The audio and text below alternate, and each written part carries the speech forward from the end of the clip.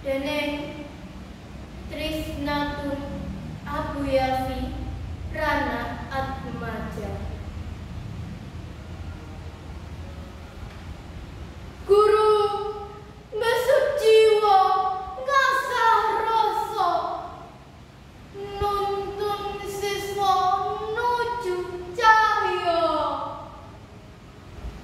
Guru paring lampu pepadang ilmu tata krama urip bebrayan aku. Pengen siswa ora grasa grusu, siswa ora saru lan wagu. Guru paring rumus ngajari ngitung bedakno untung lan buntung. Siswa tambah cerdas. Guru paring pituah, siswa dadi cerah. Paring cerita wawasan bawero, ngerti warna-warna. Guru paring piwulang pikiran padang jinggang, urip dadi ora krasa kurang.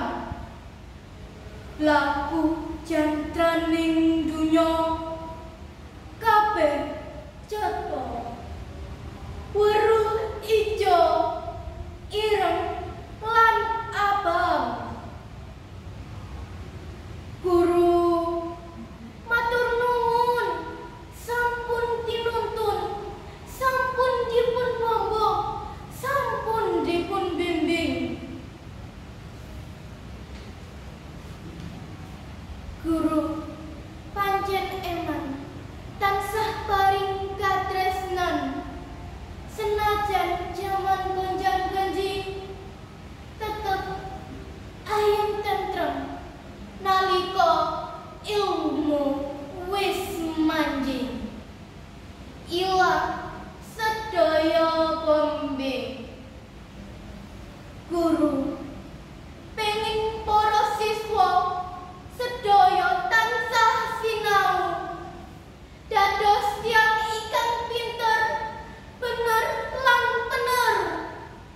Guru boten nate kandhat nenun lan ngedungo, ngupaya kabeh beci siswa. Ora peduli nalika kadang kudu nemu sengsara.